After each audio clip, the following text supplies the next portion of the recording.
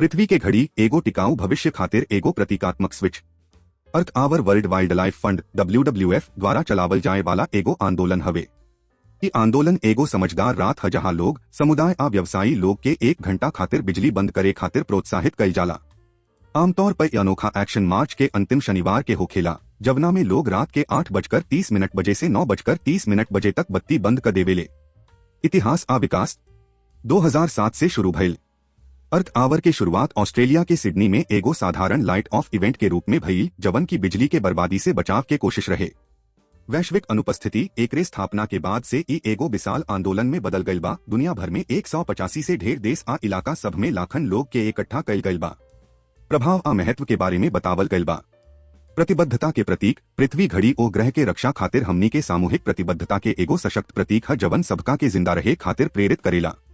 जागरूकता के पर्यावरण ई जलवायु परिवर्तन आ पर्यावरण के मुद्दा सब पर विशेष तरीका से फोकस करेला आ लोग के एकरा बारे में जागरूक होखे खातिर प्रेरित करेला।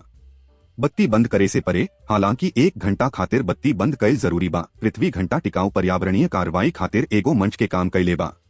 2023 के अभियान एकरा के पृथ्वी खातिर सबसे बड़ घड़ी कहलस आ 1 घंटा के कोनो भी सकारात्मक पर्यावरण गतिविधि खातिर समर्पित करे के बात कैलस। तथ्य और आंकड़ा। ग्लोबल पार्टनरशिप अर्थ आवर में दुनिया भर के व्यक्ति, बिजनेस आ प्रतिष्ठित साइट सब के साझेदारी के घमंड बा। प्रतीकात्मक ब्लैकआउट मशहूर स्थल चिन्ह सब ए आंदोलन के समर्थन करके अपना सांकेतिक ब्लैकआउट में भाग लेले बाड़े, जैसे कि Empire State Building, Buckingham Palace आ सिडनी ओपेरा हाउस।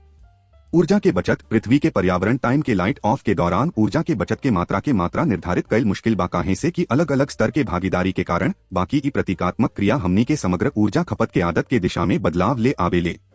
आगे के दिशा पृथ्वी के पर्यावरण समय लाइट्स ऑफ इवेंट से आगे बढ़ के एगो समृद्ध आ स्वस्थ वातावरण खातिर सामूहिक संवाद के हिस्सा बनेला। ऐसे एगो ऐसन माहौल बनेला जवन व्यक्तिगत प्रतिबद्धता के बढ़ावा देला आ हमनी के नीतिगत बदलाव के आगे बढ़ावे खातिर प्रेरित करेला, ताकि एगो टिकाऊ भविष्य सुनिश्चित हो सके।